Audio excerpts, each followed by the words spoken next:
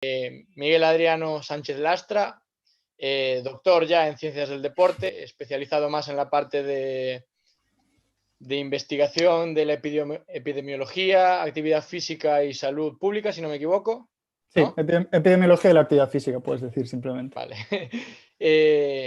Y bueno, estuviste hasta hace poco doctorando y dando clases en la UVigo.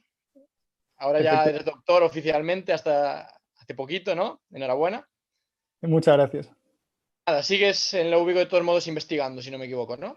Sí, estoy haciendo todavía investigación adscrito ahí a la Universidad de Vigo, por supuesto. Perfecto. Pues nada, pues a la gente que nos esté viendo, pues eso. Aquí tenemos a Adriano que nos va a dar una charla enfocada con la parte de la investigación, la búsqueda de base de datos, ¿no? Entonces, pues nada, te dejo a ti todo el mando, ¿vale? Te hago hospedador por si quieres compartir pantalla, todo eso, lo que necesites. Perfecto. Y aquí estaré yo, ¿vale? Y nada, pues la gente que nos esté viendo, espero que disfrute la charla. Muy bien, muchas gracias, Matías. Bueno, mientras voy intentando compartir pantalla adecuadamente, voy, nada, agradeciendo, por supuesto, agradeciendo a la NECAFIDE por esta invitación. Me parece que ha sido una oportunidad muy interesante de traer sobre la mesa algo que por la percepción que tengo yo y por la percepción que me ha transmitido, bueno, que lo que me ha transmitido el alumnado en estos años, pues bueno, es algo que, como sabemos, ¿no? Muchas veces cuando salimos del grado, y no solo en el caso del grado en Ciencias de la Actividad Física y el Deporte, yo creo que esto es una cuestión transversal a otras titulaciones, sabemos que estamos moviéndonos, ¿no?, en un ámbito científico, en un ámbito en el que la actualización científica es esencial y, sin embargo, no estamos formados o no salimos con una formación necesaria como para buscar por nosotros mismos, al final, la formación y esta actualización. Entonces, creo que, bueno, este tema que vamos a tratar, que intentaremos que sea lo más ágil y lo más instructiva posible, yo creo que va a ser de interés. Y al final es algo en lo que estamos aprendiendo constantemente. O sea, es algo que se va tomando, se va cogiendo un conocimiento que te permite ir progresando, ir haciéndolo cada vez mejor, pero es algo que hay que entrenar, como casi todo en la vida, ¿no? Entonces me parece un punto muy interesante de partida y doy las gracias de nuevo por estar aquí. Entonces, lo que sí que me gustaría, Matías, a modo de solicitud, es si alguien tiene preguntas, como es un poquito tarde, si son preguntas relacionadas con algo en concreto que esté tratando en un determinado momento, tal vez podemos introducirlas en medio de la presentación para que sea un poquito más ágil, si es posible, y de esa manera lo vamos haciendo un poquito más ágil. Vale, entonces te dejo a ti que tomes que consideres el grado de necesidad de cada pregunta, ¿vale? Perfecto, pues bueno, primero por alusiones, ya que nos das las gracias, te agradecemos nosotros a ti. Para la gente que nos está viendo, que sepáis que tanto Adriano como todos los ponentes están aquí desinteresadamente, están por gusto, así que bueno, Adriano ahora en particular, muchas gracias. Y sí, sin problema. Así que nada, que sepáis que hay un delay desde que nosotros hablamos hasta que se retransmite por YouTube, hay más o menos 30 segundos de diferencia, entonces vamos a tardar un poco en leer las preguntas, pero nada, que como dice Adriano, pues perfecto, ¿vale? Así que si vais teniendo dudas sobre lo que se va hablando en el momento, irlas comentando sin problema y yo las iré filtrando y las voy leyendo y se las voy pasando yo a Adriano, ¿vale? Ok, perfecto, entonces, vamos allá. Bien, el título de este webinar es literalmente Interpretación de estudios científicos, tanto desde un enfoque académico como profesional. Yo voy a intentar centrarme en este webinar no tanto en el proceso de cuando vamos a buscar en una base de datos cómo buscar artículos científicos, que es algo que en mayor o menor medida estamos más habituados a hacerlo y hay formaciones más específicas en nuestros grados para llevar a cabo ese proceso.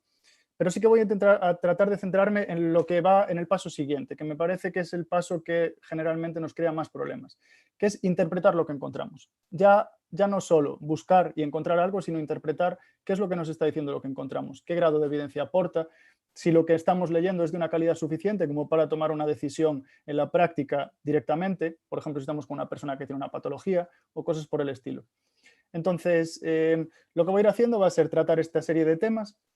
En primer lugar, voy a hablar un poquito sobre las cuestiones que habitualmente habréis encontrado en la literatura científica, denominadas como jerarquía de evidencia, niveles de evidencia, grados de evidencia, Después hablaremos un poquito en concreto de los tipos de estudio que se pueden encontrar publicados y qué indicadores de calidad en función de sus diseños podemos aplicar de cara a pues, nosotros tener un criterio propio en base a la evidencia científica de la calidad metodológica del estudio que estamos leyendo. Vamos a intentar combinar esto con todo el asunto de las revistas científicas, de que si más buena, que si menos buena, que si el factor de impacto, todo esto que tanto nos suena. Y, por un lado, y finalmente pues intentaré hacer unas conclusiones, un resumen de cómo aglutinar estos aspectos. Posteriormente a esto daré una pincelada muy por encima de un truco que realmente es de utilidad, que no es la panacea en absoluto, no es algo que os vaya a descubrir y que no conozcáis en absoluto, pero sí que voy a recalcar sobre una forma en la que podemos ir actualizándonos, que no sea necesariamente estar entrando en PubMed todos los días por la mañana a realizar una búsqueda, ¿vale? de artículos científicos. Y después, si me diera tiempo, pues sí que me gustaría llevar a cabo pues, algún caso práctico en concreto. Yo tengo un tema en el que puedo realizar una búsqueda en tiempo real si es posible, y si no, pues si alguien tiene una solicitud en el chat de algún tema en concreto que os gustaría probar, puedo intentar realizar la búsqueda en tiempo real yo, y veis un poco pues, cómo buscaría, en qué me iría fijando, iríamos viendo un poquito ese proceso. Entonces, empezamos y conforme vayamos viendo el tiempo que tenemos, lo decidimos. Ok, vale, jerarquía, niveles y grados de evidencia. Cuando nosotros tenemos que buscar sobre un tema, tenemos muy poquito tiempo y queremos obtener evidencia científica sobre él. De repente nos vienen a la cabeza un montón de cuestiones, ¿verdad? Un montón de términos, además desordenados. Nos viene a la cabeza, por un lado, Google Académico, PubMed, es por discos, bases de datos, ¿no? Por otro lado, luego nos vienen los términos de los estudios, que si ensayo clínico aleatorizado, que si revisión sistemática, que si recomendaciones internacionales. Y empezamos a liarnos un poquito y al final acabamos buscando generalmente en Google Académico y vamos poco a poco encontrando cosas y al final perdemos mucho más tiempo y a veces perdemos lo que es más importante, y es que perdemos directamente la información de máxima calidad que deberíamos estar encontrando, ¿no? Entonces, una cosa que sí que he hecho en la presentación, que no es por torturar, es que yo voy a ir poniendo términos en inglés, pero voy a ir traduciéndolos al castellano y explicándolo en castellano, porque creo que es interesante para vosotros y vosotras, ya que al final, cuando queremos buscar evidencia, necesariamente casi siempre vamos a tener que irnos a términos en inglés, ¿vale? Entonces voy a ir haciendo el proceso de esta manera. Entonces, esto es uno de los gráficos que, si buscáis niveles de evidencia en inglés o en castellano en Internet, os van a aparecer. Es uno de los gráficos, yo lo he traído en concreto porque es uno de los que más me gusta, me parece muy sencillito, se entiende muy bien y además es de uso libre. Entonces, siempre y cuando citemos la fuente. Entonces, en este tipo de jerarquías o niveles de evidencia hay muchas instituciones que han establecido los suyos en concreto, pero siempre siguen un esquema muy similar. Este en concreto que os traigo aquí me sirve para introducir esta parte de la charla. Este gráfico, por un lado, diferencia entre lo que serían los estudios secundarios o filtrados, que hacen referencia a las recomendaciones internacionales para la práctica, a las recomendaciones para la práctica clínica o recomendaciones internacionales, que estarían al principio de la pirámide como máxima evidencia científica. Debajo de esto estarían lo que conocemos como revisiones sistemáticas y metaanálisis. Y finalmente, después de esto, pasamos ya a los estudios primarios, lo que podríamos considerar experimentos o estudios observacionales, que seguramente sean términos que os suenen más. Bien, no os preocupéis porque estos términos voy a ir tratándolos uno por uno y vamos a ir viendo, repasando lo que significa un estudio de este tipo, indicadores de calidad, etcétera. Pero sí que me gustaría que tuvierais en cuenta ya en vuestra cabeza el orden, el esquema principal en cuanto a los niveles de evidencia. Entonces, recomendaciones, metaanálisis y revisiones sistemáticas y luego ya ensayos clínicos aleatorizados, estudios de cohortes, estudios de casos y controles, series de casos, reportes o estudios de caso, etc. Seguramente que os suenan estos términos. Ahora vamos viendo poco a poco, desgranando cómo funciona todo esto. Estos niveles de evidencia en función de la institución que los establezca, os vais a encontrar que son un poquito o muy distintos, pero que al final, como decía, guardan una relación siempre bastante importante. Esta escala que tenéis aquí es una de las más empleadas en el ámbito, por lo menos, de la salud pública, en el ámbito de la medicina, actividad física, salud, que son los niveles de evidencia de Oxford, ¿vale? Estos niveles de evidencia lo que hacen principalmente es establecer 5 niveles en función del tipo de estudio. Y posteriormente, con letras, establecen subniveles, de forma que encontramos revisiones sistemáticas con ensayos clínicos aleatorizados comparables, muy similares entre ellos, como máximo nivel. Posteriormente serían ensayos clínicos con unas determinadas características en cuanto a su estadística, y es que sean pues, sus resultados, su estimación, bastante consistente. Y después otro tipo de estudios que son denominados habitualmente como todo o nada. En el siguiente nivel, en el nivel 2, estarían las revisiones sistemáticas de estudios de cohortes. Esto, por un lado, tendríamos en el primer lugar aquellas revisiones sistemáticas de estudios de cohortes con alta homogeneidad. Después pasamos nuevamente a estos estudios de cohortes de forma individual, como nivel 2B, y otro tipo de estudios relacionados y similares, en los que ahora no me voy a meter. Después pasamos a nivel 3, vuelve a repetirse el proceso. Primero, revisión sistemática, recordadlo, la revisión sistemática estaba hacia arriba en la pirámide, ¿verdad? Y debajo venía todo lo demás. Revisión sistemática de casos y controles, estudios individuales de casos y controles, estudios de caso y opiniones de experto. ¿Esto para qué me sirve? Esto me sirve para entender otro término fundamental que seguramente os suene, que son los grados de las recomendaciones y los grados de evidencia. Los grados de evidencia, lo que indican los grados de evidencia de recomendaciones, lo que hacen es principalmente, en base al nivel de evidencia que tenemos sobre un tema, establecer el grado de la recomendación que podemos aportar. Entonces, por ejemplo, tenemos que la escala de Oxford establece grados de recomendación A, B o C en función del nivel, si es nivel 1 A, si es nivel 2 o 3 B, nivel 4 C y nivel 5 D. Sin embargo, una escala que también se aplica mucho, y ahora veréis en dónde se aplica, que nos atañe por completo en nuestro ámbito profesional, es la escala GRADE. La escala GRADE lo que hace es establecer el grado de recomendación en base a la certeza de lo que estamos indicando. Por ejemplo, certeza muy baja, certeza moderada o certeza alta. ¿De qué?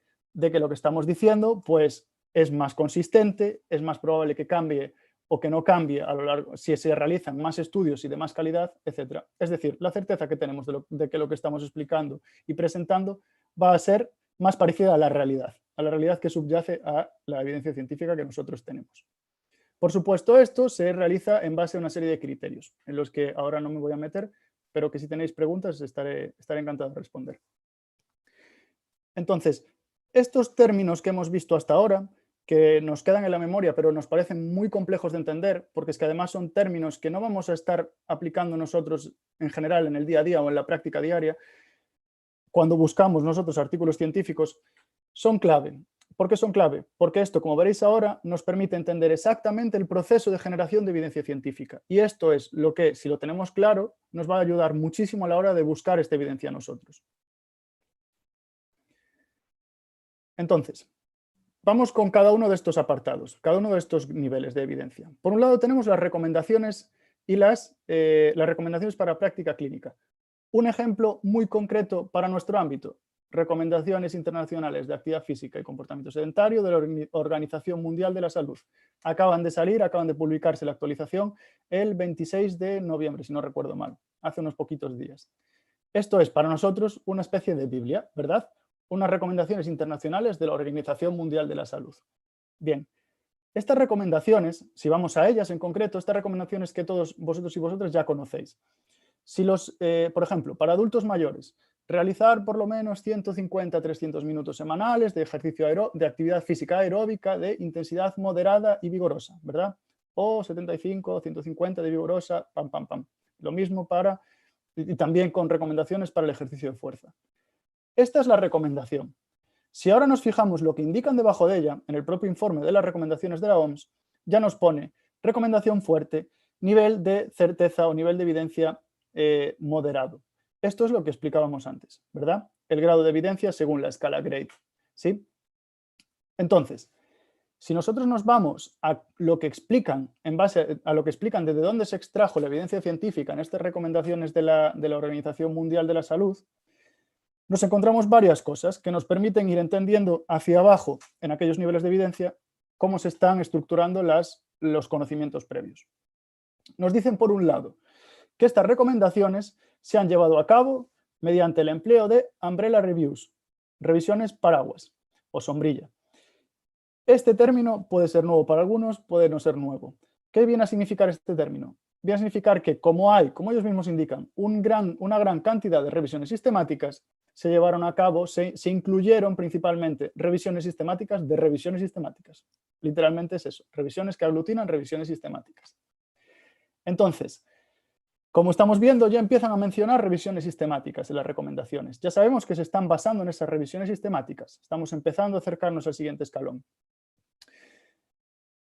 ¿Qué criterios se emplearon para incluir estas revisiones paraguas o revisiones sombrilla? Pues por un lado, que se siguieran procesos sistemáticos establecidos, estándar, bien documentados, veremos luego lo que significa esto, y que aplicasen, por ejemplo, escalas como la GRADE para evaluar o indicar el grado de la recomendación en base al grado de evidencia de los estudios científicos. Entonces, fijaros, las recomendaciones de la OMS ya nos están mencionando términos que hemos visto de forma introductoria antes y que se repiten en ellas, que nos permiten entender en base a qué se están estructurando. Entonces, mencionan las revisiones sistemáticas, la Organización Mundial de la Salud en sus recomendaciones. Pasamos al siguiente escalón. ¿Cómo encontramos habitualmente las revisiones sistemáticas y metaanálisis? Muy sencillito, en los títulos lo suelen indicar, porque además está requerido, siguiendo las normas Prisma para la creación y redacción de revisiones sistemáticas. Por ejemplo, ejercicio para la presión arterial, revisión sistemática y metaanálisis. Asociaciones, dosis-respuesta entre actividad física mediante acelerómetros y tiempo sedentario y mortalidad por todas las causas. Revisión sistemática y metaanálisis, en este caso, armonizado. Estoy seguro de que muchos de vosotras y vosotras ya sabéis de lo que estamos hablando y habéis encontrado este tipo de estudios previamente en la literatura. Por hacer un repaso muy rapidito. Revisión sistemática. ¿Qué es básicamente este tipo de estudio que podemos encontrar publicado? Son aquellos estudios donde lo que hacemos es coger toda la evidencia científica publicada en forma de estudios primarios sobre un tema, sean ensayos clínicos aleatorizados, sean cohortes, que después veremos lo que es, y los filtramos, los pasamos por un filtro que son unos criterios de inclusión. ¿Qué pueden ser los criterios de inclusión? Pues si nosotros queremos saber la evidencia que hay sobre personas mayores de 18 años que tienen obesidad, es decir, adultos de 18 a 65 años, por ejemplo, con obesidad, y queremos saber si el ejercicio de fuerza es adecuado para el manejo de su obesidad, pues esos serían los criterios de inclusión y todos aquellos estudios que los cumplan los introduciríamos. Estos y más criterios de forma general. Finalmente, procesamos esos artículos, realizamos una síntesis de sus hallazgos, de su calidad metodológica y sacamos adelante nuestra revisión sistemática en la que realizamos una discusión y una conclusión de los resultados globales. Habitualmente esto lo encontráis en los artículos científicos plasmado en forma de este diagrama de flujo que tenéis aquí, el flowchart del proceso de la revisión sistemática, donde se indica aquellas bases de datos donde hemos buscado estos estudios sobre un tema, aquellos estudios que hemos excluido si estaban duplicados en diferentes bases de datos, después aquellos estudios que leyendo el título y el abstract o leyendo su texto completo consideramos que se incluyen o no en nuestra revisión, que cumplen los criterios, y finalmente aquellos que incluimos. Si incluimos los estudios en la revisión y únicamente realizamos una descripción de los estudios, un análisis de su calidad metodológica y realizamos narrativamente unas conclusiones y una discusión, estaremos haciendo una revisión sistemática a secas. Si procesamos los datos estadísticos concretos de estos estudios de forma que sacamos un análisis estadístico global de la evidencia en conjunto que aportan estos resultados de cada estudio de forma individual, es lo que se conoce como metaanálisis, a muy grandes rasgos, por supuesto. Entonces, en el caso de las revisiones sistemáticas y metaanálisis, y en el caso de otros tipos de estudios, siempre vamos a tener escalas que permiten evaluar la calidad de este tipo de estudios. Por ejemplo, la Organización Mundial de la Salud, si vamos a sus recomendaciones, si vamos al apartado de donde explican la evidencia científica que muestran en sus recomendaciones, nos indican que se pasa a sus revisiones sistemáticas una escala modificada a partir de esta, que se llama AMSTAR. ¿Sí? ¿Qué nos permite evaluar esta escala de forma muy sintetizada? Pues fijaros, estos serían indicadores de calidad de revisiones sistemáticas y metaanálisis. Por ejemplo, que se indique claramente en la revisión qué pacientes son el objetivo o qué participantes son el objetivo, qué tipo de intervención es el objetivo de la revisión, qué tipo de comparación frente a esa intervención queremos incluir y qué variables de resultado queremos analizar. ¿Sí? Pues por ejemplo, personas mayores de 18 años, ejercicio de fuerza, de comparación ejercicio aeróbico, por ejemplo, y variable resultado IMC, por poner un ejemplo muy sencillito. ¿Qué más evalúan, por ejemplo, qué más indicadores de calidad tenemos de estas revisiones sistemáticas? Que los métodos de la revisión se establecieran antes de que se llevase a cabo, que no se fuese modificando la hoja de ruta de la revisión. ¿Qué más cuestiones? Pues, por ejemplo, que se justifique por qué se incluye un tipo de estudios u otros, que la estrategia de búsqueda sea exhaustiva, que tanto la inclusión de estudios como la extracción de sus datos le hicieran dos autores de forma independiente y luego llegando a un consenso comparando las decisiones de uno frente al otro, que se detalle cada estudio, que se realice una descripción de cada estudio detalladamente, de los que se incluyen en la revisión, que se analice, por ejemplo, el riesgo de sesgo de los estudios, su calidad metodológica, empleando, por un lado, una herramienta adecuada y, por otro lado, utilizando estos resultados del riesgo de sesgo para discutir cómo puede haber influido esto en los resultados de la revisión, ya sean resultados cualitativos, descriptivos o metaanálisis, cuantitativos. Y más cuestiones como, por ejemplo, que la estadística sea adecuada en el metaanálisis, la heterogeneidad de los estudios que se incluyen, etc. Es decir, si echáis un ojo a esta escala, podéis tener una serie de criterios que os permiten evaluar la calidad de una revisión y un metaanálisis que estáis leyendo. Si veis que no se cumple alguno, vais teniendo una idea de su calidad. Las revisiones sistemáticas, así como son lo que sustenta generalmente las recomendaciones, lo que sustenta las revisiones sistemáticas son principalmente los ensayos clínicos controlados y aleatorizados. ¿Qué es esto? Esto es lo que habitualmente encontramos como Randomized Control Trial en las publicaciones científicas. Tenemos 1000 ejemplos, estoy también seguro de que los habéis visto en alguna ocasión. ¿Cuál es la lógica, muy rápido y muy brevemente, la lógica detrás de este tipo de estudios? Tenemos un grupo de población que cumple los criterios de selección para nuestro estudio.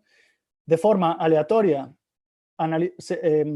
distribuimos a este grupo de gente en dos grupos por lo menos, en los que en un grupo voy a llevar a cabo el ejercicio que quiero analizar, sus efectos, que no conozco sus efectos, y en otro grupo voy a realizar o bien un ejercicio que conozco muy bien sus efectos o que sepa que es placebo, que no va a tener efectos. Esto es muy fácil de ver con los ensayos, por ejemplo, con el COVID, ¿no? Y la vacuna del COVID. Es decir, que a unos se les aplica la vacuna, a otros se les aplica un placebo, y al final, evaluando antes y después de estas intervenciones, pues comparamos los efectos. Esto sería la lógica detrás de un ensayo clínico controlado y aleatorizado. Hay numerosas escalas para evaluar la calidad de estos estudios. Estas escalas son las que se pasan en las revisiones. Si vosotros tenéis un ensayo clínico delante y queréis saber criterios metodológicos que os permiten tener en cuenta más o menos el riesgo de sesgo o que os den indicaciones sobre la calidad del estudio, tenéis, por ejemplo, la escala Pedro, que es una escala que se emplea mucho en estudios de nuestro ámbito, ¿vale? Vais a encontrar publicaciones con esta escala en el British Journal of Sports Medicine, etc. ¿Esta escala qué evalúa? Pues por un lado, que el ensayo clínico aleatorizado y controlado indique los criterios de inclusión claramente, que asigne aleatoriamente a los participantes, si no ya no sería aleatorizado, sería otra cosa. Que esta asignación aleatoria sea de forma oculta, que no sepamos cómo se está haciendo, que la haga, por ejemplo, un ordenador o que lo hagamos por un método al azar en el que no podamos estar influyendo los que somos investigadores. Y más cuestiones como, por ejemplo, que haya comparabilidad inicial entre los grupos, es decir, que el grupo intervención y el grupo control no tengan grandes diferencias en lo que vamos a evaluar, porque lógicamente eso podría sesgar el efecto de la intervención que estamos realizando nosotros. El famoso cegamiento, que si doble ciego, que si simple ciego, que también nos suena. Por un lado, que los participantes estén ciegos. Si es así, significa que los participantes no conocen a qué grupo están asignados dentro del ensayo clínico. Esto sería lo que se define habitualmente como simple ciego. Los participantes únicamente no conocen a qué grupo están asignados. Si el cegamiento es a los que administran la intervención o a los evaluadores, que esto también sería necesario y sería esencial, pero muchas veces no se cumple, sería lo que conocemos como doble ciego o incluso triple ciego, ¿sí? Principalmente en el caso de los evaluadores. Y otros criterios más específicos del tema de estadística, por ejemplo, que se evalúa más del 85% de los sujetos que al principio iniciaron la participación en el estudio, que se apliquen determinados tipos de análisis estadístico y que se reporten los resultados de unas formas concretas. No me voy a meter porque, de nuevo, lo que más me interesa es que conozcáis estas escalas, porque luego las podéis consultar y si queréis recordar algunos aspectos clave de cada diseño de estudio, simplemente vais a ella y recordáis pues, qué puntos tendríais que estar analizando del estudio que tenéis vosotros delante. Bien, luego tenemos otro tipo de estudios que seguramente que también os suena, las cohortes prospectivas y retrospectivas, ¿verdad? En esta escala de los niveles de evidencia se ponen por encima los cohortes de tipo prospectivo. Estas cohortes, de nuevo, ejemplos en la literatura, los puedes encontrar de esta forma, son muy obvios, ¿no? Los títulos, casi siempre. Siempre que haya una palabra prospective o retrospective y cohort, ya sabéis de lo que estamos hablando, cohorte retrospectiva o prospectiva, ¿sí? Tenéis muchos ejemplos. La lógica principal de una cohorte, por ejemplo, prospectiva, ¿sí? Esa que está justo por debajo en la escala, en los niveles de calidad de los ensayos clínicos aleatorizados, sería la siguiente. Tenemos un grupo de participantes, una cohorte. A estos participantes nosotros los evaluamos en un determinado momento y, por ejemplo, caracterizamos si una persona cumple las recomendaciones mínimas de la OMS de actividad física o no las cumple. Si las cumple, decimos que están expuestos. Si no las cumplen, por ejemplo, consideramos que no están expuestos. Entonces, teniendo en cuenta esta evaluación inicial en la que evaluamos si cumplen o no las recomendaciones, si están o no expuestos a la actividad física suficiente o adecuada de la OMS y una serie de variables que tenemos que tener en cuenta a la vez, lo seguimos en el tiempo hacia adelante, después de esta evaluación, y realizamos una evaluación en un determinado momento. Por ejemplo, si lo que analizamos es el número de fallecidos, tanto en la gente que estaba expuesta como en la gente que no, y el número de gente que sigue viva, estaremos haciendo un análisis con nuestra cohorte prospectiva de supervivencia, ¿sí? Como por ejemplo podéis encontrar en muchas publicaciones de la Organización Mundial de la Salud. Supervivencia en función de los niveles de actividad física. Sabemos que la recomendación precisamente se establece porque encontramos mayores ratios de mortalidad por todas las causas y de incidencia de enfermedades cardiovasculares y cánceres por debajo generalmente de ese punto de corte de los 150 minutos de actividad física semanal moderada aeróbica. Entonces, esto sería el caso de una cohorte prospectiva. Evaluación, hacia adelante en el tiempo sigo, vuelvo a evaluar y analizo. Retrospectiva, ¿qué hace referencia? Suele hacer referencia a cuando la evaluación que yo realizo me permite analizar los datos que yo recojo hacia atrás en el tiempo. Es decir, evalúo a un grupo de gente en función de si están expuestos o no, voy a su historial clínico y en el historial analizo pues, si han tenido antes en el tiempo pues, enfermedades cardiovasculares de determinado tipo, cáncer o cosas por el estilo, ¿sí? Entonces, prospectivo hacia adelante en el tiempo desde la evaluación inicial, retrospectivo la evaluación me permite analizar datos, pero recojo datos previos del pasado. Este tipo de cohortes prospectivas también son evaluadas mediante escalas. Tenéis, por ejemplo, la escala del NIE de Estados Unidos. ¿Qué cuestiones tiene en cuenta para evaluar la calidad de un estudio de cohorte prospectivo? Pues, por ejemplo, que se indique claramente qué es lo que está buscando esta cohorte, ¿no? Pues quiero analizar las asociaciones entre mortalidad y actividad física. Definición clara y específica de los participantes, aquel grupo, aquella población que nosotros estamos teniendo en cuenta para el análisis.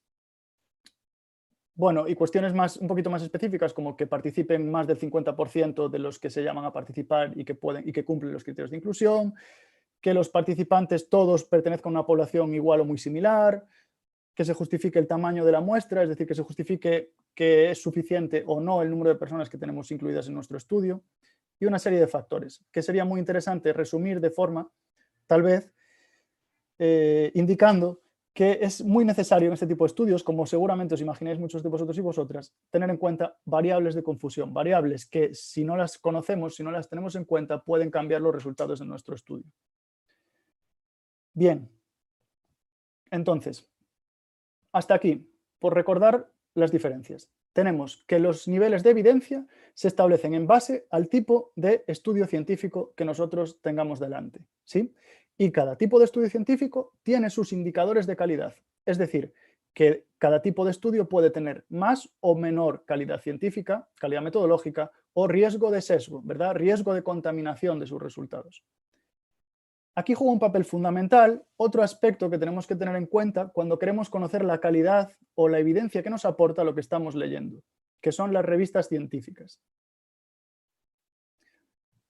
Estoy seguro de que nos suenan cuestiones como el factor de impacto, si la revista es de grupo A o grupo B, si la revista es primer cuartil o si la revista es último cuartil, que si la revista es JCR, que si no, cuestiones que nos suenan mucho y que a veces son un poco difusas en nuestra mente. A efectos prácticos, lo que más nos interesa conocer para poder manejarnos un poco y tener en cuenta esto de la revista en la que está publicada una investigación, para poder ponderar el nivel de calidad y de evidencia que nos aporta una investigación, sería principalmente el grupo al que pertenece la revista científica, por un lado, que se puede resumir de la siguiente forma. Las revistas JCR, que conocéis seguro muchos de vosotros y vosotras, por ejemplo, el British Journal of Sports Medicine, que nos suena a todos, sería la mejor revista, ¿verdad?, de la categoría Ciencias del Deporte en la lista JCR. Estas revistas suelen estar en lo que se llama el grupo A. Las que están en el Journal Citation Reports, en el JCR, están en el grupo A. Algunas revistas de este Journal Citation Report que están muy abajo en su ranking, dentro de su categoría, están en el grupo B. En el grupo A también nos encontramos revistas de las que están indexadas en otras bases de datos, como puede ser Scopus, y estas revistas que están muy en los primeros puestos, hacia los primeros puestos de sus categorías de Scopus, también a veces están incluidas en este grupo A. Es decir, que al final los grupos de las revistas científicas, dependiendo de su calidad, que principalmente es en base al impacto que alcanza la revista científica, que luego veremos lo que es, pues se establece si la revista es un poco mejor, es un poco peor, y esto es un indicador al final del rigor metodológico que tiene la revista para aceptar un artículo. Nos indica literalmente qué calidad general, promedio, está publicando una revista. Entonces, si nos vamos, por ejemplo, al Journal Citation Reports, a las revistas, vamos a la primera de la primera división. En esta lista tenemos diferentes categorías y esto es importante recordarlo, porque por un lado tenemos la categoría de Sports Sciences, la que está, pues por así decirlo, más cerca, ¿verdad?, de nuestro ámbito.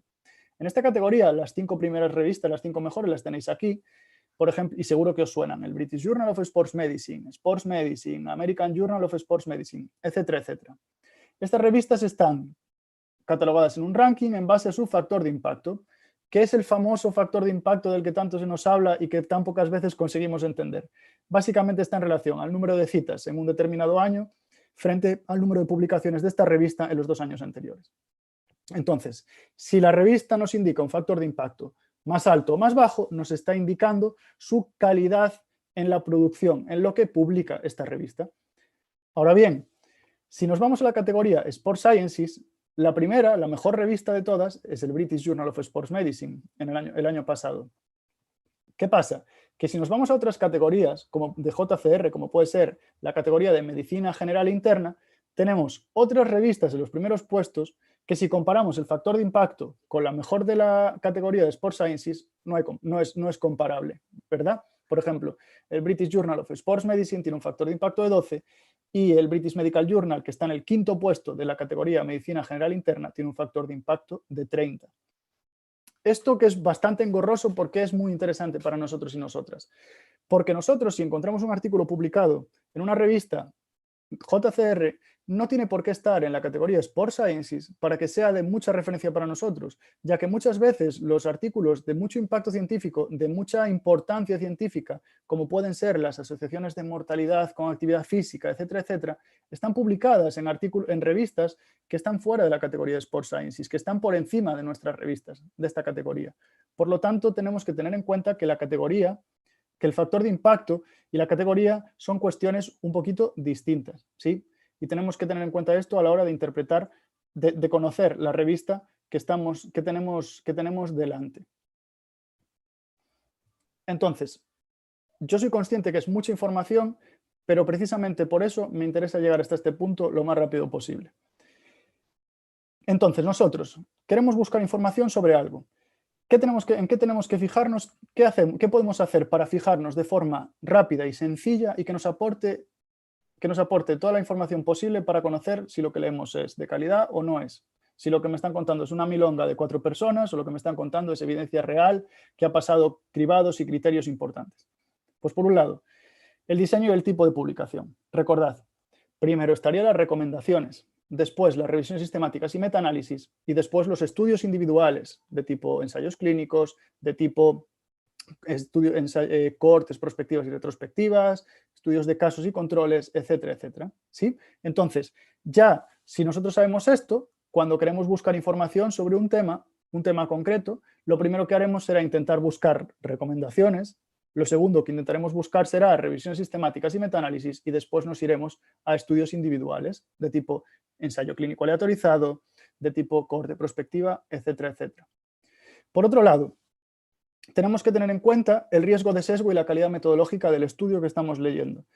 Esto realmente, si nos fijamos en la revista donde se ha publicado el artículo, muchas veces no es necesario que nosotros vayamos pasando una escala y que nos vayamos fijando en concreto en el artículo que estamos leyendo, ya que con el tiempo vais a ganar confianza en determinadas revistas y aunque vais a tener que mantener vuestro criterio propio cuando estéis leyendo lo que está publicado, vais a poder saber de primeras los criterios o los filtros que tiene que pasar un artículo para estar en esa revista. Y por lo tanto, una revisión sistemática con metaanálisis publicada en el British Journal of Sports Medicine no va a ser lo mismo, ¿verdad?, que una revisión sistemática y metaanálisis publicada pues, en una revista que esté en los puestos finales de la categoría de Sports Sciences, por ejemplo, en JCR, o que directamente no esté en JCR, que directamente no esté en Scopus, etcétera, etcétera. Ya vais identificando que este factor es muy importante, aparte del diseño, ¿sí? Y por otro lado, por supuesto, la fecha de publicación. Tenéis que tener en cuenta que si encontráis una revisión sistemática y metaanálisis, no porque exista una revisión sistemática y metaanálisis, los resultados van a ser, o las conclusiones van a ser, hay mucha evidencia sobre un tema. Precisamente lo importante de las revisiones sistemáticas y metaanálisis es que muchas veces la conclusión es no hay estudios suficientes de calidad como para sacar conclusiones y poder establecer recomendaciones. Entonces esto es esencial para que la ciencia evolucione, es esencial. Entonces, si vosotros encontráis una revisión sistemática y metaanálisis sobre un tema, tal vez en 2010 esta revisión indica que no hay evidencia suficiente y, sin embargo, aunque no haya otra revisión con metaanálisis, a lo mejor hay ensayos clínicos aleatorizados de mucha calidad, más recientes, que sí que están trabajando sobre este tema y que aportan mucha evidencia científica. Por supuesto, después se sacará una revisión y un metaanálisis, etcétera. Pero tenéis que tener en cuenta el factor tiempo también, ¿sí? No porque algo esté publicado y sea una revisión, si es antiguo, no va a ser posiblemente de más utilidad que algo más reciente, aunque no sea una revisión en general. Sobre todo si la conclusión ha sido que la evidencia científica que había en el momento no era suficiente, no era lo más adecuada posible. Entonces, estos son los 4 factores fundamentales. Me gustaría aprovechar los minutos que quedan para hacer varias cosas. Por un lado, os prometo que al final os explico un poquito esta diapositiva, ¿vale? Os explico un poquito por qué pongo aquí el famoso meme de pensar, ¿no? De ser inteligente en el manejo en este concreto de las redes sociales. Pero por otro lado me gustaría aprovechar de verdad para que intentemos todas aquellas dudas que podamos tener o que nos puedan interesar, factores que nos puedan interesar recalcar, lo hagamos, ¿sí? Entonces, Matías, no sé si hay algunas preguntas concretas que podamos ir respondiendo. De momento no hay preguntas, así que si quieres aprovechar de momento, repito, si alguien quiere hacer algún tipo de pregunta, que la vaya lanzando ya y nosotros la iremos resolviendo. Y de momento, como no hay, si quieres ir pasando ya a la parte práctica, tiempo tenemos, así que perfecto, como quieras. Pues, estupendo. Os voy a compartir entonces mi buscador. Vale. Creo que lo estáis visualizando. Se ve el buscador, ¿verdad? Se ve Google y las pestañitas. Muy bien. Vale, si tenéis dudas o cualquier cosa que queráis comentar sobre la marcha, lo podemos hacer. Entonces, imaginemos que nosotros queremos buscar, pues, evidencia sobre el ejercicio en tendinitis rotuliana. Obviamente, lo primero que vamos a tener que hacer va a ser intentar contextualizar este término en inglés, porque muchas veces la evidencia la vamos a tener que buscar en este idioma. No vamos a encontrar evidencia generalmente suficiente publicada en castellano, a no ser que sean las recomendaciones de la OMS, que suelen estar traducidas. Entonces, tendinitis rotuliana. Ponderamos buscando en Google de la manera que queráis o en otros buscadores cómo se traduce al inglés. En base a eso, cogemos el término y nos vamos, por ejemplo, a las bases de datos. La base de datos más famosa, que es la más abierta y, por supuesto, la más compleja de usar, porque al ser abierta requiere más criterio, Google a secas. Si nosotros en Google a secas ponemos el término patellar tendinopathy, por ejemplo, referente a la tendinopatía rotuliana, y luego indicamos exercise y guidelines como palabras clave adicionales, nos van a aparecer un montón de resultados, ¿verdad? Un montón de resultados que algunos ya serán de interés y otros serán demasiado generales. Si nosotros lo que queremos es ir en concreto a estudios científicos, muchas veces nos va a interesar buscar ya directamente, antes que en Google normal, en Google académico, ¿verdad? Porque aquí nos salen directamente publicaciones científicas. Esto que podemos hacer nosotros en Google, lo podemos hacer también en bases de datos, como por ejemplo puede ser PubMed. Tenemos que tener en cuenta que las bases de datos generalmente como PubMed, SportDiscus, etcétera, funcionan con operadores booleanos. Son estas palabritas que estoy seguro que conocéis, que tenemos que introducir entre los términos específicos para realizar nuestra búsqueda. Entonces, volviendo a este punto, nosotros queremos buscar evidencia sobre ejercicio en tendinopatía rotuliana. Recordamos las escalas, los niveles de la evidencia científica, que en el primer lugar estarían las recomendaciones, en el segundo lugar las revisiones sistemáticas, etcétera, etcétera. Intentamos buscar en ese orden, porque si encontramos algo de máxima calidad al principio, nos evita tener que estar revisando estudios individuales y todos los sesgos que ello comporta. Entonces, por ejemplo, vale, si buscamos tendinopatía rotuliana, ejercicio y guidelines, recomendaciones, nos vamos a dar cuenta de que hay muy pocas guidelines que estén actualizadas, ¿sí? Muy poquitas que estén actualizadas. Y de hecho, si entramos en las supuestas guidelines para futuros estudios que encontramos de años anteriores, nos vamos a encontrar que los resultados, en las conclusiones de estos estudios, generalmente son que falta evidencia científica.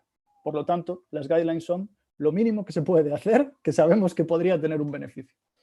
Entonces, pasamos de las guidelines. Revisiones sistemáticas y metaanálisis. Vamos a buscar algo por el estilo. ¿Qué tenemos por aquí? Tenemos, por ejemplo, una revisión sistemática, la tenía abierta por aquí antes, un segundito. Vale, aquí. Un segundo. Que me mareo con la interfaz del Zoom. Vale. Bien, imaginemos que hemos realizado esta búsqueda, ¿no? Tendinopatía rotuliana, tan. Y al final nos encontramos, llegamos a un estudio que es este. Efectos del ejercicio isométrico excéntrico o a poca velocidad y con carga adicional, ¿no? A carga adicional y poca velocidad en el dolor y la función, entiendo, física en individuos con esto, revisión sistemática. Entonces, personalmente, ¿cómo empezaría yo a analizar el grado de evidencia que esto me aporta? Fecha, 2018, vale, es algo reciente. Bien, es una revisión sistemática. Bien, no tiene metaanálisis. Bueno, sigue siendo una revisión sistemática, sigue estando en la zona superior del grado de evidencia. ¿En qué me puedo fijar antes de meterme ya con la revisión? ¿En qué revista está publicado esto? Physiotherapy Research International. Vamos a ver qué es esto. Entramos en la revista. Vale, nos fijamos que la revista, por ejemplo, ya cuando vamos a su información sobre la revista, no encontramos en general ningún indicador del factor de impacto, si está indexada en JCR, si está indexada en otras bases de datos. Y entonces lo que podemos hacer es directamente ir a buscarla a JCR, al Journal Citation Reports. Aquí podéis entrar, por ejemplo, desde las redes de las universidades. Si nosotros ponemos el nombre de la revista, no nos aparece. Es decir, no está indexada en esta base de datos. Recordad, al margen del diseño, al margen de que es una revisión sistemática, al margen de su fecha, no está publicada en una revista de impacto científico del Journal Citation Report. ¿Qué nos puede indicar esto? Que la calidad seguramente no sea muy alta. Más bien lo contrario. Entonces, lo siguiente que podríamos hacer sería o descartarla directamente y tratar de buscar otros estudios o pasar a directamente leer en profundidad un poquito pues, lo que han hecho, ¿no? En mi opinión personal, cuando queremos establecer o cuando queremos obtener evidencia sobre algo muy concreto y sobre algo, sobre todo, que es determinante para la salud de una persona, imaginemos que queremos establecer los ejercicios que vamos a llevar a cabo con una persona que acaba de entrar por nuestra puerta y tiene una patología que desconocemos, yo personalmente no me pararía a leer artículos científicos que no estén publicados en revistas, por lo menos, del Journal Citation Reports. Revistas que por lo menos estén en estas categorías. E incluso iría más allá. No me pararía a leer aquellos artículos que no estén publicados en revistas que yo reconozca su prestigio por su factor de impacto y que estén en puestos altos en las clasificaciones. Entonces, Mira, Adriano, tengo aquí intervenciones, justamente eso lo que estás diciendo ahora. Perfecto. Tengo una de Juan Baldonedo que creo que es justamente lo que acabas de explicar. Lo que pasa es que con el delay y todo esto, pues igual tarda un poco en llegar, pero bueno, creo que lo que acabas de decir, que la pregunta es, ¿qué consejos darías para practicar los análisis de artículos científicos? ¿Algunos criterios específicos o puntos clave? Porque a veces resulta difícil la comprensión o simplemente no sabemos mirar bien qué criterios mirar para ver cada artículo y para tenerlo en cuenta. Creo que es básicamente lo que acabas de explicar. No sé si quieres recalcar algo. Lo puedo reordenar para que quede muy clarito este punto. Perfecto. Porque es esencial. Muchas gracias por la pregunta. Yo personalmente, el proceso que sigo es, primero, intento buscar primero si no son recomendaciones, revisiones sistemáticas y metaanálisis. Es decir, primero me centro en que el diseño del estudio publicado esté en los puestos más altos de las clasificaciones de los niveles de evidencia, en la jerarquía de evidencia. Posteriormente, busco este tipo de estudios y si los encuentro, me fijo en el año de publicación y en la revista en la que están publicados, porque el factor de impacto indica mucho sobre el rigor del estudio, porque la revista, si es buena, lo que va a hacer es pasar estos puntos concretos, estos criterios metodológicos que antes os mencioné yo, son los que van a considerar ellos, son los que van a ponderar ellos para publicar o no el artículo. De esa forma no tenéis que hacerlo vosotros, la revista os lo indica, generalmente. Entonces me fijaría en la revista. Si la revista es buena y queréis saber un poquito más sobre la calidad en concreto del estudio que tenéis entre manos, podéis ir a las escalas que os he mencionado antes. Para revisiones sistemáticas tenéis la escala que aplica las recomendaciones de la OMS. Para los artículos para los ensayos clínicos aleatorizados tenéis la de Pedro, por ejemplo. Es decir, rescatáis esas escalas, volvéis a buscarlas en Internet, que son todas de acceso libre y os explican cada punto lo que significa y las volvéis a pasar. Podéis pasar todos los puntos o podéis simplemente recordar qué aspectos se tienen en cuenta en general. Por ejemplo, si es una revisión sistemática, yo generalmente me fijo primero en si tiene o no metaanálisis, porque el análisis estadístico aporta mucha más evidencia científica que un análisis meramente cualitativo en una revisión sistemática. Entonces, me fijaría en eso, o me fijaría, por ejemplo, en cuántos estudios incluyen y en cómo los manejan. Pues, por ejemplo, a veces incluyen 30 estudios y en el metaanálisis incluyen a lo mejor 5. ¿Qué quiere decir esto? Que hay una heterogeneidad brutal entre estudios y que al final la evidencia científica va a estar muy limitada, porque menos estudios a la hora de hacer un metaanálisis, un análisis estadístico, al igual que si yo hago un análisis estadístico en menos personas, lo que va a hacer es que los resultados sean mucho más imprecisos. Podrían ser de una forma completamente distinta con que cambiase el número de estudios o el número de personas en mi análisis. Entonces seguiría este proceso. Os recuerdo, tenéis las diferentes escalas de evaluación de la calidad metodológica por si las quisieseis emplear, pero las revistas muchas veces ya os indica si el grado de calidad en estos aspectos respecto al artículo. Perfecto. Y tengo otra pregunta muy relacionada también con lo que estabas explicando, que es de Ángel, que, bueno, tú decías justamente que si, por ejemplo, es para una actuación a una persona que tiene una patología, pues te centrarías en las revistas que están más arriba. Entonces la pregunta es, ¿cuándo puede merecer más la pena consultar una revista no indexada? Las revistas no indexadas muchas veces son interesantes cuando no hay casi evidencia científica sobre un tema y, por ejemplo, se lleva a cabo pues un estudio que puede asentar las bases para futuros estudios. Imaginemos que queremos analizar una nueva terapia en un determinado grupo de gente, un grupo de gente que es muy complicado conseguir una muestra suficiente, es decir, mucha gente, que es complicado llevar a cabo el ejercicio y que, por lo tanto, es un estudio que muchas veces denominan piloto, es decir, un estudio pequeñito, inicial, pero este tipo de estudios son interesantes a la hora de asentar las bases para futuras terapias. Entonces, de forma muy general, las revistas no indexadas en el Journal Citation Report, por ejemplo, o en Scopus, por ejemplo, serán de interés cuando no haya absolutamente nada de evidencia y casi cualquier cosa que esté publicada no sea de referencia, porque somos científicos, ¿verdad? Entonces, si no tenemos evidencia, tenemos que manejarnos con la poquita que haya, ¿verdad? La falta de evidencia científica es evidencia científica al final. Entonces tenemos que operar así. Si no hay evidencia en mejores revistas, pues vamos teniendo que reducir el rango. Perfecto. Pues tengo una preguntita más que la voy a guardar para después, porque la podemos hacer más al final y creo que puede venir mejor. Y pues proseguimos entonces mientras con lo que estás explicando.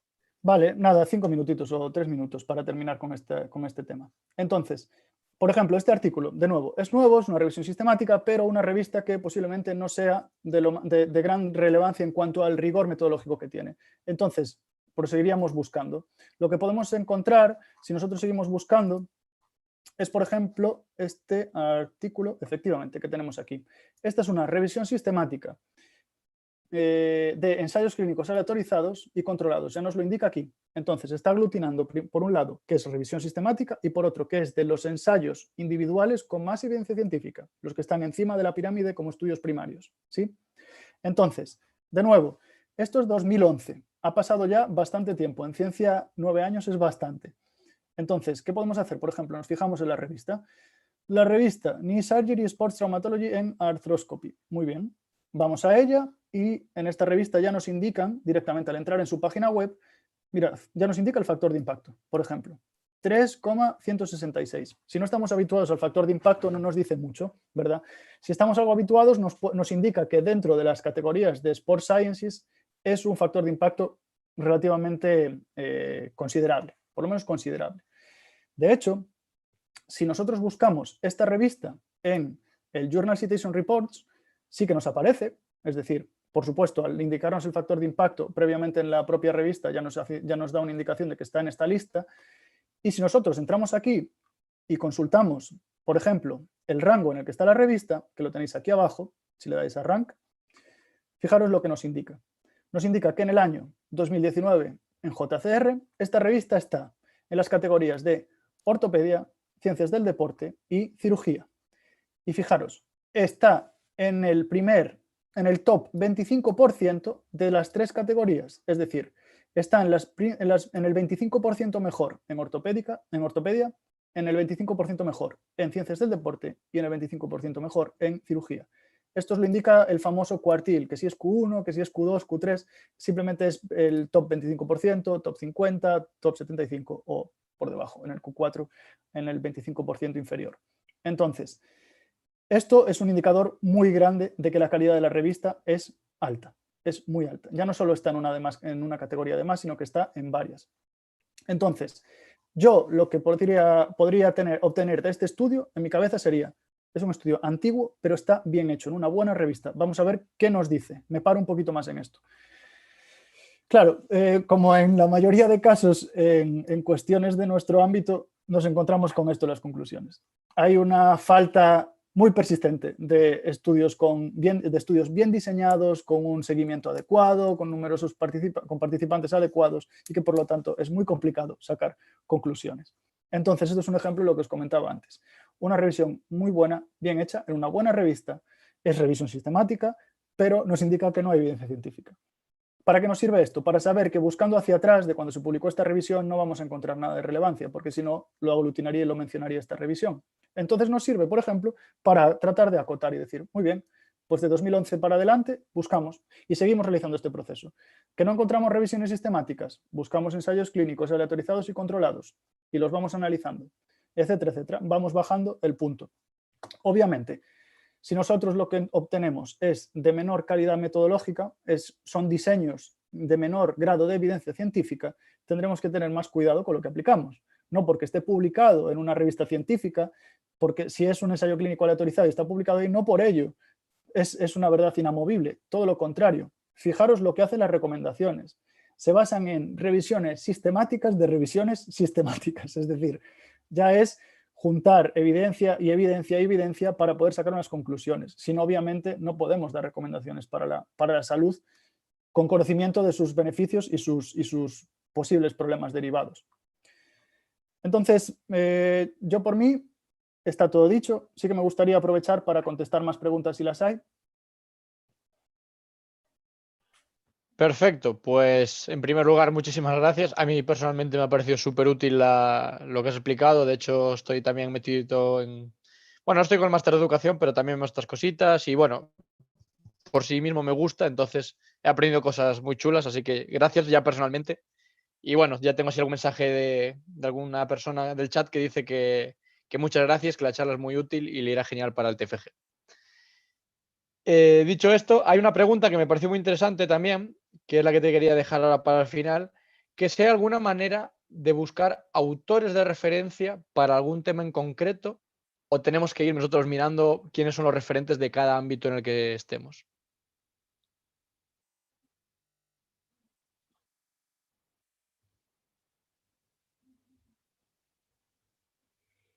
Ups. Un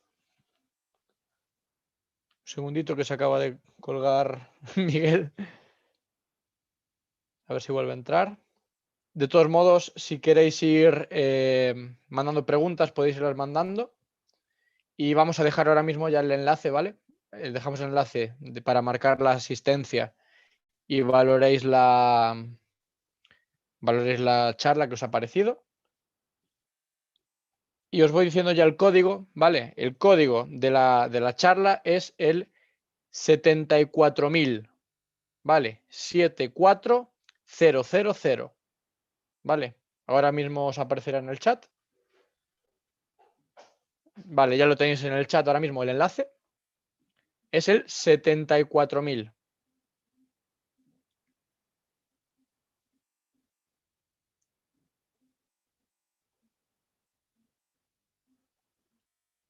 Ahí tenéis para ir copiando.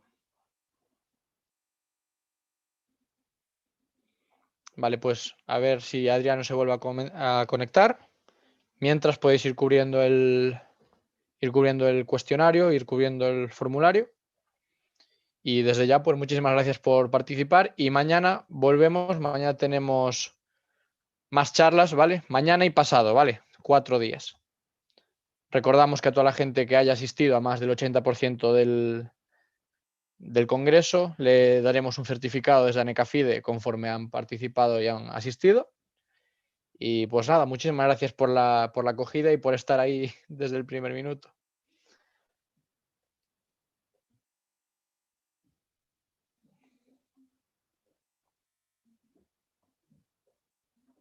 Estoy hablando con Adriano, se le cayó la conexión, está a punto de entrar de nuevo, así que bueno, vamos a ver si le podemos hacer estas últimas preguntas que tenemos en mente.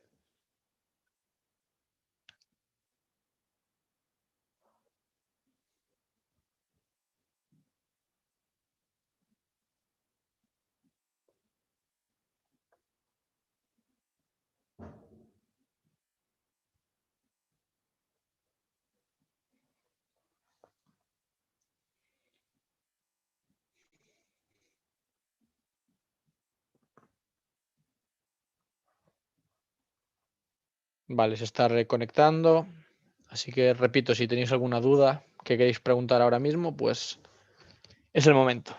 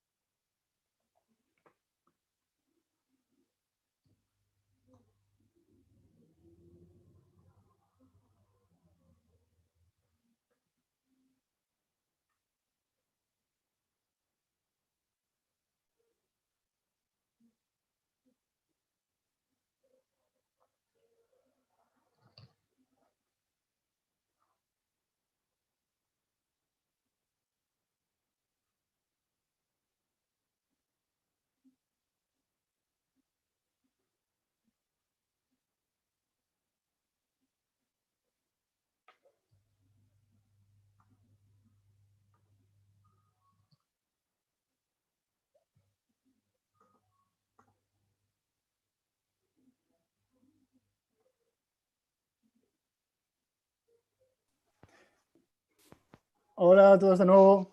Disculpa. Hola, Adriano. Vale, menos mal que se fue la conexión hacia el final. Disculpad. Cuestiones de los congresos virtuales, nos tenemos que acostumbrar. Nada, ya ves, los problemas de conexión no nos lo quita nadie en época COVID. La pregunta que te estaba lanzando, no sé si la llegaste a escuchar, pero la repito de todos modos. Muchas Nada. gracias. La pregunta es si hay alguna manera de buscar autores de referencias para algún tema en concreto, o si queremos buscar sobre algún ámbito puntual, tenemos que buscarnos la vida para ver quiénes son los referentes, etcétera. Efectivamente. Súper buena pregunta porque aparte me viene genial para comentar justo lo que dejé un poco en el aire. Si me permites compartir pantalla, comparto Claro. muy rápidamente lo que iba a mencionar a ese respecto. Esto es esencial. Es esencial porque tenemos que conseguir que sea lo más cómodo posible para nosotros la actualización y la búsqueda de evidencia científica. Y conocer autores concretos es un tema muy interesante y muy importante. Creo que se ve bien la presentación, ¿no? Se ve perfecto. Bien, ahora que puedo volver a la dichosa diapositiva. Bien, las redes sociales son fabulosas para nosotros si las utilizamos inteligentemente. Ya sabéis de sobra a qué me refiero. En las redes sociales como por ejemplo Twitter, nosotros vamos a poder encontrar desde instituciones de referencia como es la Organización Mundial de la Salud hasta revistas científicas como puede ser la cuenta del British Journal of Sports Medicine, o podemos tener investigadores de referencia en nuestro ámbito, o incluso divulgadores científicos como seguramente muchos de vosotros y vosotras conocéis, o incluso haréis algo de divulgación. Lo que resulta de más interés a la hora de poder conocer a un investigador, si no conocemos a nadie directamente que esté en nuestro ámbito concreto, realizando este tipo de investigación, lo que podemos hacer es, en base a las búsquedas que vamos realizando, aquellos estudios que encontramos, que observamos que son de mucha calidad, nos vamos fijando en los autores que tienen los estudios.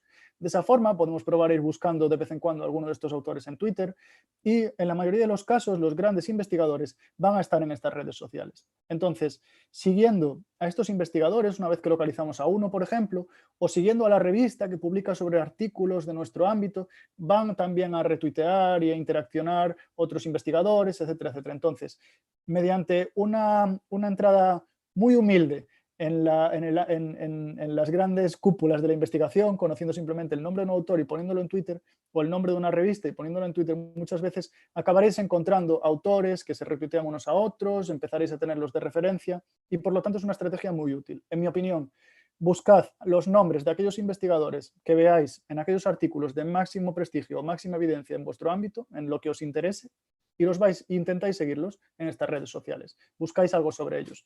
De esta forma, además, muchas veces las propias revistas incluso a veces van a publicar o retuitear cosas de revistas secundarias relacionadas o cosas por el estilo. Entonces es una forma súper útil de conocer investigadores, instituciones de referencia o revistas científicas de interés.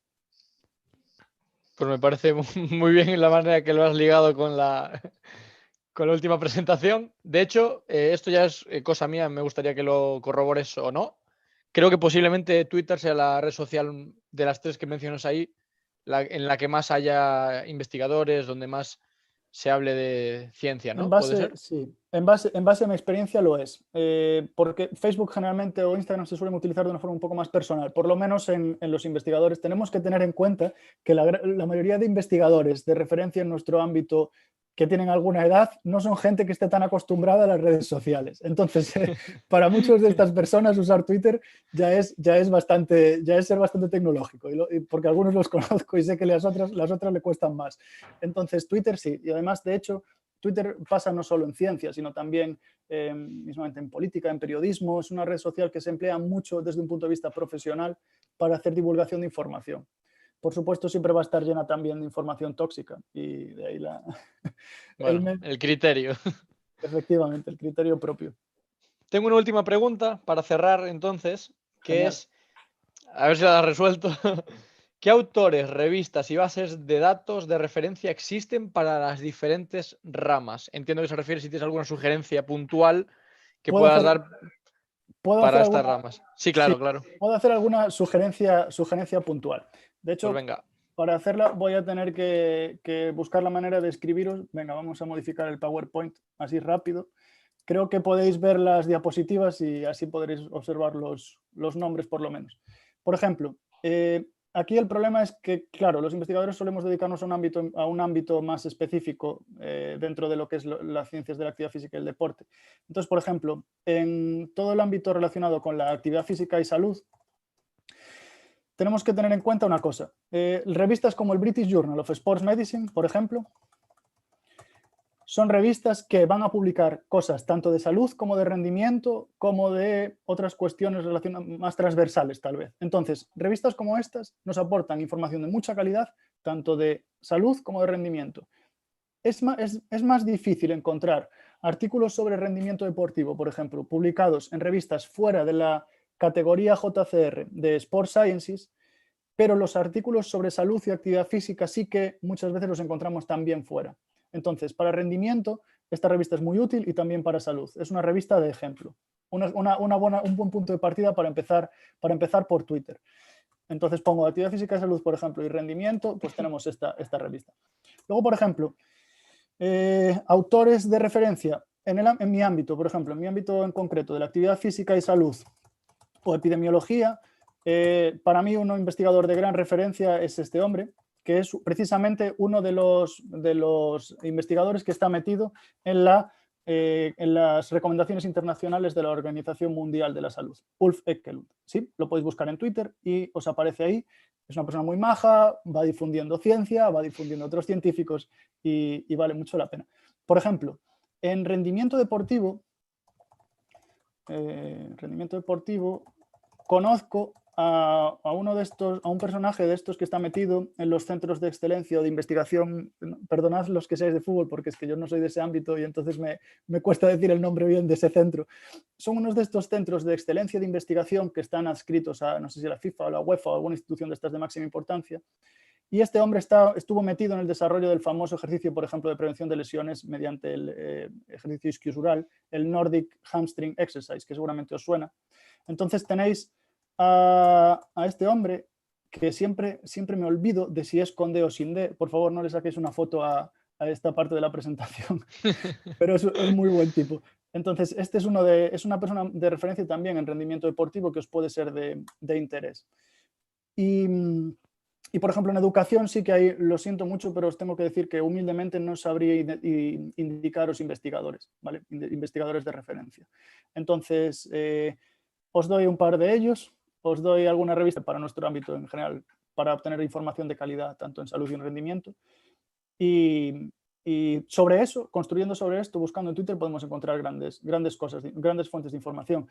Es cierto que, por ejemplo, en actividad física y salud tenéis directamente las revistas. Bueno, podría haber venido esta diapositiva directamente. Estas son las mejores revistas de la categoría Ciencias del Deporte y la categoría Medicina General Interna, así que podéis directamente buscarlas en Twitter, por ejemplo, que tienen sus cuentas respectivas, y seguirlas si os parece interesante. En revistas como Lancet os encontraréis las vacunas nuevas contra el COVID y también os encontraréis alguna publicación sobre actividad física, sedentarismo y mortalidad. Así que a veces, pues bueno, conseguimos llegar hasta esos super niveles. Pues genial. No sé si hay alguna duda más, pero creo que no. Me parece que ha quedado todo muy claro, la verdad. Aparte de el verlo de manera práctica, compartido en pantalla, me ha parecido una manera muy útil de entenderlo. Y bueno, creo que no hay más preguntas. Mientras te voy despidiendo por el tema del delay, puede ser que surja alguna más, pero bueno, en principio así queda. Quedaron 21 personas leyendo todavía y atendiendo después de haber dado ya el enlace de asistencia, así que Es de admirar. es de admirar. Así que nada, pues nada más. Adriano, muchísimas gracias por tu presentación y por participar en el Congreso. Y muchísimas gracias a toda la gente que está atenta y que está participando, que está mandando preguntas, que está asistiendo. Y pues nada más, muchísimas gracias, y a todos y todas las que están mirando, pues mañana volvemos con una mesa de debate también sobre preparación física, más enfocada ahora con la época COVID, con las adaptaciones que está habiendo. Y nos quedaría después, solamente pasado mañana, como último día, más enfocado a la parte de educación. Una mesa de debate sobre educación, las ciencias del deporte enfocadas a la educación, y sobre gamificación una ponencia. Así que nada más, por hoy terminamos y muchísimas gracias a ti, Adriano, y a todo el mundo que está mirando. Muchas gracias a todos. Si tenéis preguntas me podéis contactar como podáis por las redes sociales o donde queráis, que estaré encantado de responder. Te están dando las gracias desde el chat, así que nada más. Muy bien. Muchísimas gracias. Hasta Perfecto. luego. Venga, hasta luego a todos.